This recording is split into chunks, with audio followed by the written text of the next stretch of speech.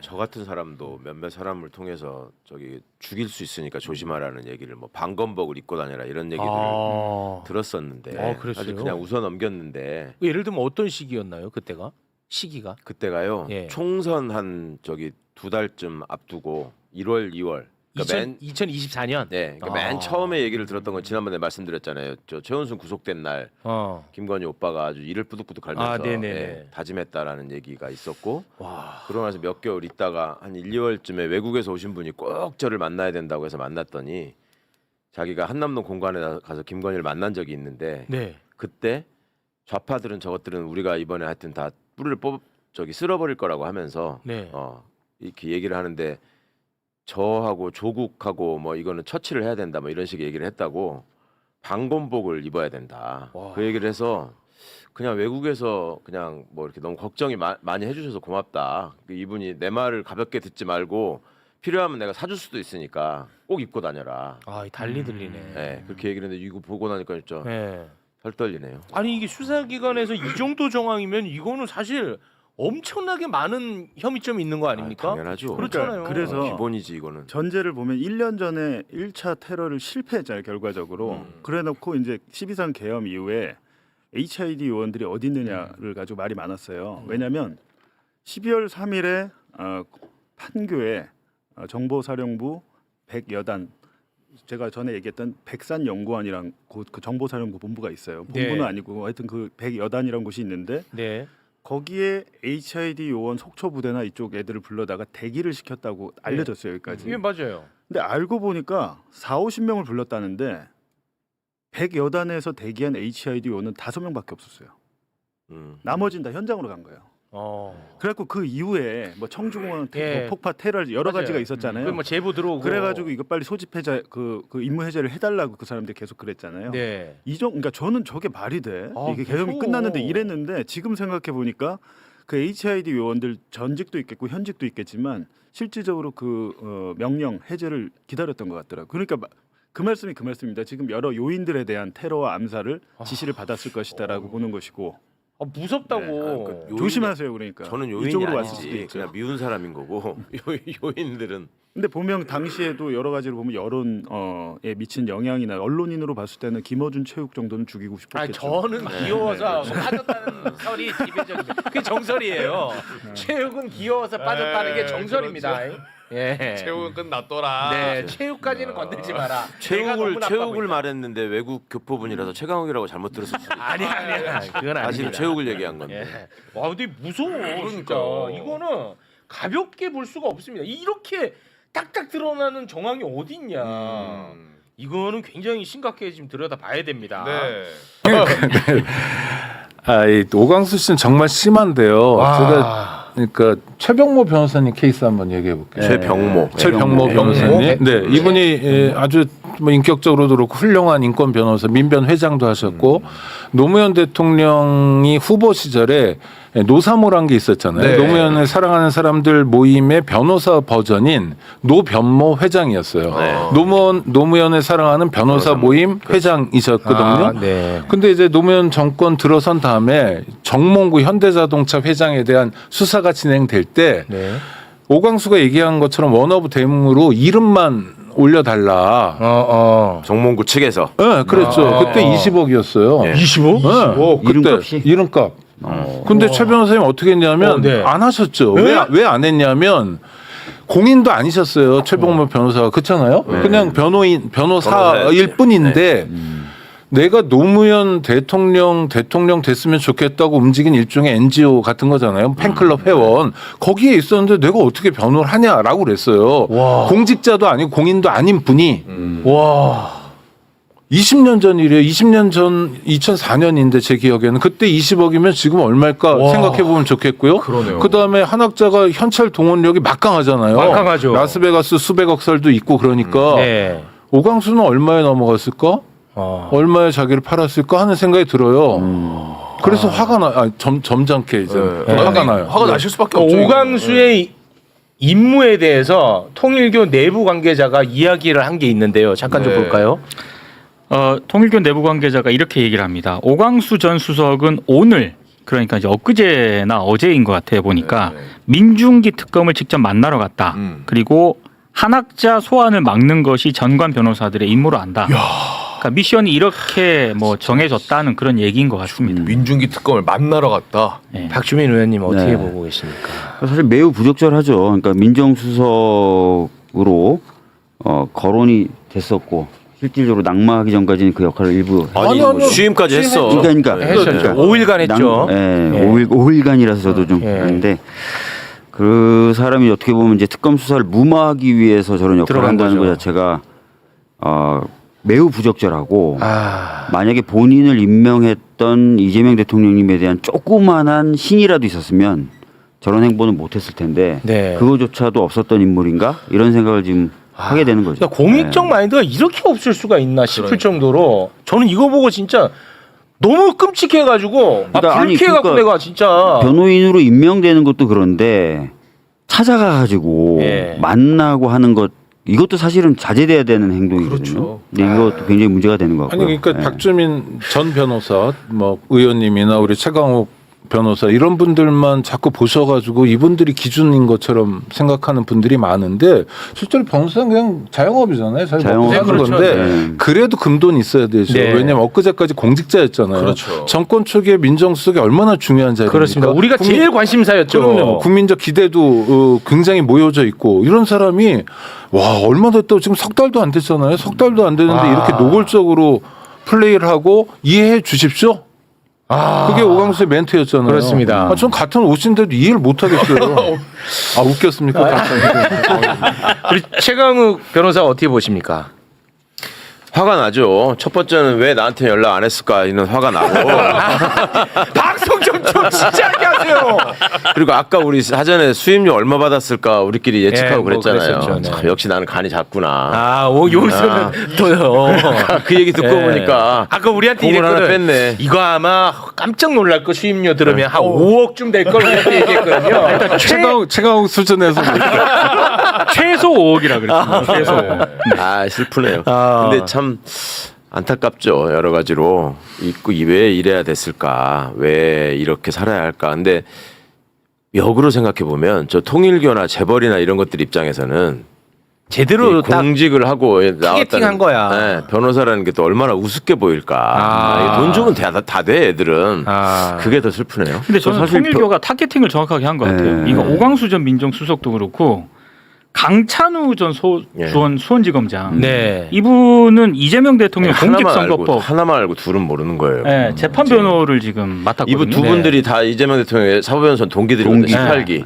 그거만 생각하고 옛날식으로 이 사람들 찾아가서 하면 뭐 되겠지. 대통령한테 얘기해가지고 대통령이 특검한테 말씀해가지고 아유 바보들. 실제로 통일교 내부 보고서에는 정무적 활용이 가능하다라고 적혀 있대요. 네. 그러니까 목적이 정확하게 지금 언급이 돼 있는 거죠. 근데 여기서 참. 여기서 멈추는 게 아니고 문재인 정부 시절에 검찰총장이었던 김오수 전 총장도 통일교의 법률 자문단의 비밀리에 합류한 정황을 JTBC가 확보를 했습니다.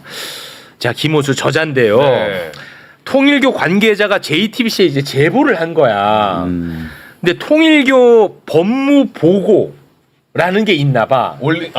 이제 그 한학자와 관련한 뭐 법적 리스크를 보고서를 작성해 갖고 올리고 뭐 이런 게 있나 봐. 근데 그거를 있는 그대로 JTBC가 공개를 하면 특정이 돼서 자체적으로 잠깐 이제 재구성을 했는데요. 네. 재구성한 걸 또 매불쇼가 또 재구성했습니다. 네. 잠깐 좀 볼까요? 네. 그러니까 8월 27일 오전 9시에 이제 김오수 전 총장 미팅 이렇게 언급이 되어 있고요.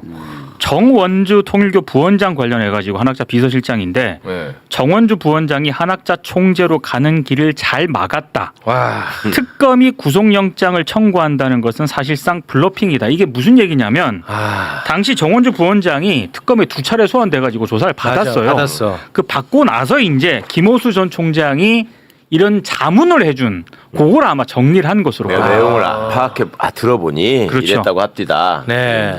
근데 이것도 나름 타겟팅을 잘한 게 뭐냐면 김오수가 그냥 검찰총장 했던 전관에서 그치는 게 아니야. 네. 김오수는요. 중앙엔 남부라는 로펌 대표 변호사거든. 네. 중앙엔 남부. 뭐 처음 들어보는 나는 로펌이야. 그럼 별거 아닌 것 같지. 네. 근데 김건희 특검에서 통일교 관련 수사를 하는 사람이 박상진 특검보인데 박상진 특검보 이 사람이 중앙엔 남부 대표 변호사야. 같은 후보면 진짜 씨. 그러니까 타겟팅을 한 거죠. 이런 거는 자문하면 안 되는 거예요. 이해충돌. 이해충돌이죠. 근데 이 김호수라는 이자가요 문재인 정부 시절에 마지막 검찰총장이었는데 당시에 검사들의 그 수사권을 박탈해야 된다는 여론이 굉장히 크지 않았습니까? 그렇죠. 그때 이 사람이 반대를 했어. 반대를 하면서 뭐라고 했냐면 아니 내가 반대하는 게 정관예우 우리가 해먹으려고 반대하는 거 아닙니다 하면서 또 요설을 부립니다. 억울했구나. 그 끔찍한 장면 잠깐 보고 오겠습니다. 검찰 수사권을 완전 박탈하는 것에 대해서 반대하는 것이 검사들이 정관예우를 받기 위한 것이 아니냐 하는 말이 있는데 그 부분에 대해서도 저희들이 전혀 그런 차원이 아니고 정관예우를 방지하거나 제한하는 그러한 의견도 한번 내볼 생각입니다. 그 이건 뭔데? 야 너가 아이 진짜 자 이제 검찰 개혁과 엮어서 화내주세요. 아니 그러니까 의견을 낸다는 거잖아요. 의견을 정관예우 방지하는 의견을 정말 형편없는 사람이고 요설이야. 법률사무소 이름도 형편없네요. 중앙하고 남부라는 게 중앙 사건하고 남부 사건 다 하겠다는 남부가 뭐냐 금융이 모여 있거든. 특수하고 금융은 우리 회사로 몰아줘라 우리가 밥값 하겠다 이런 거거든. 그래서 검찰총장까지 했던 사람이 그렇지. 자기네 회사 이름 붙이는 것도 이렇게 노골적이에요. 대놓고. 노골적이네. 이렇게 천박합니까? 이 사람들? 진짜네. 그런 의미구나. 아 진짜 아니, 남부 중앙 저는 법조인이 아니에요. 그래서 많은 사람들이 댓글로 너는 끼지 말래. 이런 논의에 너 알지도 못하잖아. 그래도 알잖아요. 중앙하고 남부가 뭔지. 아니 그래 진짜 그런 댓글 달려요? 그 가장 굉장히 많이 달립니다. 가장 바보 같은 댓글입니다. 그렇죠. 법조인이야말로 이해 충돌이 있기 때문에 오히려 빠져야 돼. 제가 쓴 책 중에 제일 많이 부스가 팔린 책 제목이 검찰공화국 대한민국이에요. 검찰공화국이란 말이 저 때문에 유행했다고 그러더라고요. 아 진짜로요? 네. V를 갑작스러워. 근데 지금 보면은 총장이라고 하는 것은 이제 검찰의 수장이잖아요. 그렇습니다. 그 정도 급이 되면 사실 변호사 개업을 안 하는 게 맞아요. 맞죠. 왜냐하면 모든 사건에 사실상 관여를 했었던 사람이기 때문에 그 사람이 나서서 개업을 한다는 거는 무한대로 영향력을 행사하겠다는 의미가 되는 거거든요. 네. 그러면서 검찰이 갖고 있는 뭐 신뢰 뭐 있지도 않겠지만 거기에 대해서 이런 사람들이 변호사 개업을 하면 타격을 주게 돼 있어요. 그래서 검찰에 대해서 만약에 생각하는 마음이 있다면은 자제하는 게 맞는데 전혀 그렇게 자제하지 않을 뿐만 아니라 네. 이런 식으로 이제 돈을 버는 거죠. 근데 이거 뭐 예전에 검찰총장들은 어떻게 했냐면 개업을 하지 않고 전화변론이라고요. 그냥 아니 그러니까 뭐 하여튼 어떤 뭐 S 뭐 검찰총장 이름들이 쫙 생각나는데 그 사람들 개업하지 않은 상태에서 매출을 올리기도 했어요. 왜냐하면 그래도 요만큼의 체면은 있었던 거예요. 간접적으로 전화라간의 영향력을 행사하면서 변호사 역할을 했지 이렇게 대놓고 중앙에 남부 이런 식으로 점집 영업집 차려가지고 하는 경우는 정말 진짜 천박한 거예요. 네. 그러니까 그걸 까놓고 말하면 그냥 국회 앞에다가 박주민 사건 전문 이렇게 해갖고 플래카드 걸고 장사하는 거야 이게. 그런 식이에요. 아 진짜. 이해가 쏙 되네.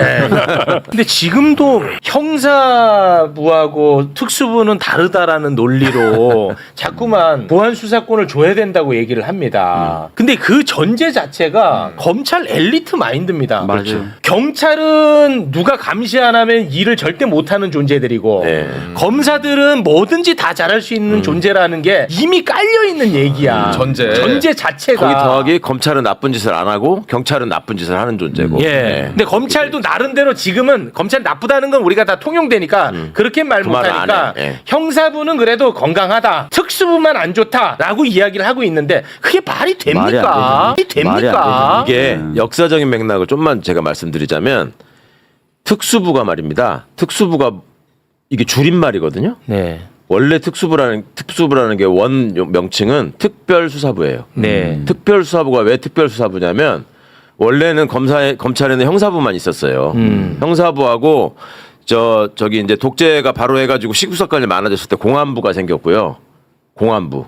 그러고 나서 범죄와의 전쟁 어쩌고 하면서 노태우 때 특수부가 엄청 생깁니다. 그게 뭐냐면 원래 하지 않는 수사를 특별하게 하는 게 특별수사부예요. 그러니까 그 뭐냐면 원래는 검찰이 형사부에서 보안 수사라는 명목으로 계속 수사를 했는데 네. 이거를 특별하게 보안 수사가 아니라 직접 하겠다. 이게 특별수사부예요. 그러니까 그 원조가 보안 수사야. 그래서 하지 말라고 하는 거예요. 지금. 그러니까 저는 이렇게 생각하거든요. 세상의 모든 미친 놈들이 다 검사가 된다고 생각하지 않아요. 그 사람들에게 주어지는 그 권한 때문에 그런 일이 생긴다고 생각합니다. 저는 당연하죠. 지금도 지금 검사가 뭐 예를 들어 100명 있고 현재 경찰이 100명 있다고 쳐요. 요 똑같은 사람입니다. 요 사람들의 역할만 이렇게 바꾸면 또 경찰에 있다 검찰로 가는 사람들이 똑같은 잘못한다고 저는 생각하는 입장이에요. 맞아요. 너무 맞는 말이에요. 예. 그렇게 권한이 주어지고 거기에 폐쇄적으로 가고 감시가 없어지고 언론이 빨아주면 네. 다 그렇게 합니다. 그렇습니다. 그 보안 수사라는 게 형사 사건을 가지고 보안 수사하는 게 뭐 큰 문제가 없지 않느냐. 지금이라도 보안 수사권을 가지고 최욱 씨 지금 고발돼 가지고 조사받으러 가야 되잖아요. 명예훼손 뭐 이런 거거든. 거기 가면은 그거 하다가 아니 이게 명예훼손을 하는 과정을 보니까 방송을 하면서 발언을 하면서 했네. 이걸 통해서 구독자도 늘고 실시간 접속자가 되게 많았네. 이걸 통해서 수익이 생겼네. 이 돈을 가지고 최강욱한테 나눠 먹은 것 같네. 이러면서 사건을 만드는 거예요. 이제. 완전 마인드맵이네. 아, 지금 그렇게 가이드라인 해왔던 주는 거예요? 가이드라인 주는 거예요? 변호사 선임하라고. 이렇게 되기 싫으면. 예. 근데 이런 얘기를 하면 이제 또 어떻게 하냐? 그동안에 경찰이 잘못한 이야기를 다 이야기합니다. 지금 검찰 개혁 이야기하는 사람 중에 중수청을 행안부에 둬야 된다고 주장하는 사람 중에 경찰은 무조건 옳고 선한 존재라고 말하는 사람 한 명도 없습니다. 진짜요. 맞아요. 그런 사람이 어디 있어요. 맞아요. 그렇기 때문에 경찰에 대한 그러니까 중수청에 대한 견제 장치가 이제 마련이 되는 거예요. 맞아요. 아니, 또 하나 다른 건 지금 민주당에서 생각하는 것처럼 검찰 개혁이 되면 그러니까 중수청 중대범죄수사청이 행안부로 가면 경찰의 권한이 커지냐 일도 없어요. 경찰은 별개 조직이에요. 그냥 있는 거예요. 그러니까 예를 들어서 소방방재청이 행안부 안에 외청으로 있다고 해서 경찰이 뭐 폼나는 게 있습니까? 세지는 게 있습니까? 아무것도 없거든요. 인적 교류도 없고 이쪽 동네는 법무검찰로서 인적 교류가 활발하고 한식구이지만 경찰하고 행안부는 인적 교류가 전혀 없어요. 예. 기껏 있어야 한 2-3명 정도. 저 행안부 장관실에 뭐 경무관 정도 하나 와 있는 거고 없어요. 그러니까 터무니없는 얘기를 하는 겁니다. 지금 검찰 개혁을 해서 경찰의 권한이 세지거나 뭐 예산과 인력이 늘거나 이런 게 없거든요. 네. 어떤 근거로 무슨 얘기를 하는지를 모르겠어요. 그나마 오해받을 수 있는 통로였던 경찰국도 폐지하기로 그렇죠. 한 거예요. 네, 폐지했죠. 했죠, 이미. 네. 폐지하기로 한 거예요. 이재명 정부에서. 네, 폐지했습니다. 네, 알겠습니다. 자, 화가 많으신 것 같은데요. 네. 이렇게 사실 경찰 관련돼서 잘 아세요. 예전부터 이제 그 경찰의 인권 침해나 이런 부분에 대해서 감시해 오셨기 때문에 거의 30년 되셨어요. 네. 그 활동. 그런 분이 행안부로 보내도 괜찮다고 얘기하시는 거예요. 네. 근데 사실 뭐 지금 법무부에 가느냐 중수청이 행안부로 가느냐는 이제는 뭐 정리가 되는 분위기죠. 뭐 당에서는 좀 행안부로 가야 된다 이게 좀 확실히 대세고요. 그다음에 보도에 따르면은 이제 김민석 총리가 행안부 장관과 법무부 장관 모아서 회의를 예. 했는데 해서 보고했잖아요. 행안부로 가는 것으로 보고를 했다 이렇게 보도가 되는 거 봐서는 그렇습니다. 정부 쪽 사이드에서도 좀 정리가 돼가고 있는 것 같습니다. 네. 25일 본회의 통과를 목표로 지금 달려가고 있는 거죠. 맞습니다. 예. 네. 그래서 지금은 정부 조직법 관해서만 지금 25일에 통과가 되는 거야. 그럼 그렇게 이제 나눈 다음에 거기에 대한 뭐 견제 장치나 이런 건 다음 법에서 하는 거거든요. 근데 지금 그런 거 아무도 얘기하지 않지 않느냐? 어떻게 하려고 그러냐? 뭐 이런 얘기를 하면서 물타기를 해. 지금은 그 법안 통과가 아니라니까. 조직만 개편하는. 그렇습니다. 그러니까 일종의 뭐 검찰 개혁을 시작하는 거죠. 바꿔야 될 그렇습니다. 법도 되게 많고요. 네. 그다음에 구체적으로 저는 뭐 중대범죄수사청이 진짜 필요한지는 잘 모르겠어요. 근데 일각의 주장이 검사들이 뭐 특수수사를 잘한다고 하니까 진짜 잘하는 걸까? 저게 권한이 있어서 잘하는 것처럼 보이는 게 아닐까 싶은데 네. 잘한다고 하니까 그 역량은 국가 역량이잖아요. 네. 만약에 특수수사를 잘하는 역량을 우리가 열만큼 가지고 있다면 검찰 개혁 과정에서 그걸 만약 놓치면 국가적 손해니까 네. 이걸 살려가지고 중대범죄수사청에 두자는 거거든요. 아니 이 정도 논의도 못하냐 우리가. 왜냐하면 검찰 개혁이라는 건 수사와 기소를 엄격하게 분리해서 한 조직이 한 사람이 둘 다 못하게 하자. 그게 민주주의로 가는 거다인데 이 정도 논의도 민주당의 오선 의원이 법무부 장관인데 앞질러서 막 걸림돌이 되거나 이런 상황을 정말 이해할 수가 없어요. 네. 그런 식으로 인물을 얘기는 하지 마시고. 그러면은 네, 오늘 처음 봐 쇼크전이어서. 그렇게 가면은 이게 또 복잡해져요. 그래서 내용으로만 갔으면 네, 그렇게 좋겠습니다. 하겠습니다. 그래서 아니, 저는 저는 체제 수능을 잘했어요. 좋아하는 과일은 사과예요. 네. 우리는 이제 인물 얘기는 빼고 가겠습니다. 예, 예. 네, 인물 얘기가 들어가면 이게 복잡해져. 내용이 중요하니까. 내용으로 가야지 예. 내용. 그리고 다시 한번 말씀드리겠습니다만 저는 그렇게 생각한다. 이 예. 정도로.